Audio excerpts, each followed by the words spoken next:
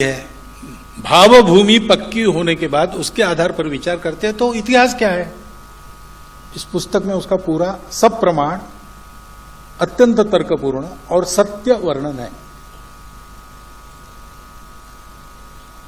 अब CAA NRC ये किसी भारत के नागरिक के विरुद्ध बनाया हुआ कानून नहीं है। भारत के नागरिक मुसलमान को सीएए से कुछ नुकसान नहीं पहुंचने वाला।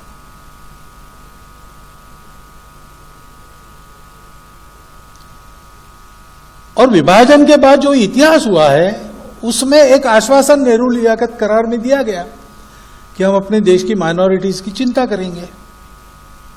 हम आज तक उसका पालन कर रहे हैं, पाकिस्तान ने नहीं किया। और इसलिए उस समय भी हमारे लोगों ने सोचा, उसके पहले कॉन्स्टिट्यूएंट असेंबली में भी सोचा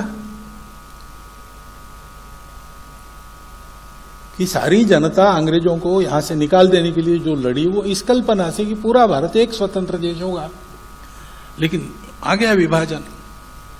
विभाजन मान्य करते समय कोई सार्वमत नहीं लिया गया। उस समय सार्वमत लेते विभाजन को मान्यता मिलती ही नहीं। लेकिन नेताओं ने निर्णय कर दिया, जनता ने उसको मान लिया। लड़े नहीं थे उसके लिए, फिर भी मान लिया। तो उस निर्णय को मानने के कारण जिनको बेदखल होना पड़ता है, आज तक होना पड़ रहा है, उनका क्या दोष है? उनकी कौन चिंता करेगा? इसलिए उस समय के हमारे सभी लोगों ने कहा है, जैसे असम के उस समय के नेताओं ने कहा है, वैसे अन्य प्रदेशों के लोगों ने भी कहा कि भाई हमारा ये नैतिक दायित्व बनता है, क्योंकि हम कभी ऐसा विचार नहीं करते कि जो हमारे जैसे और हमारे मानने वाले हैं वही जिए, जो नहीं है ऐसे उनका क्या होता है, जो भारत के वही जिएंगे। अब पाकिस्तान में रह गए वहां से दुर्दशा हो रही होना, जो हमारा क्या है, ऐसा नहीं है।